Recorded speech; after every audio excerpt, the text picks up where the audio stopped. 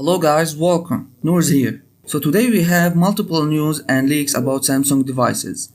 The best news is there's a rumor about a foldable Galaxy A, a cheaper version of Galaxy Z Fold line, which means everyone can afford a foldable phone now. But the bummer is this phone won't be launched now. Samsung aiming to launch it in 2024 or 2025. The next unfortunate news is One UI 4.1.1, or according to the rumors, it may be called One UI 4.5, expected to be the last big update for the Galaxy Note 10 series and S10 series. And finally, we have some leaks about the Galaxy Buds 2 Pro. There will be 4 colors as always, a main color, purple, white and graphite.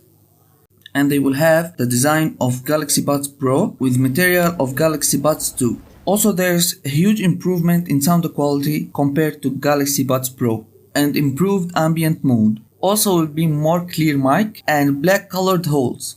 In addition to new feature which gives you stretching notification if you're not moving for a long time while wearing the buds. The final news for today, we have leaked photos of the cheapest Samsung phone for this year, the Galaxy A04 Core, and its color are fantastic as you can see.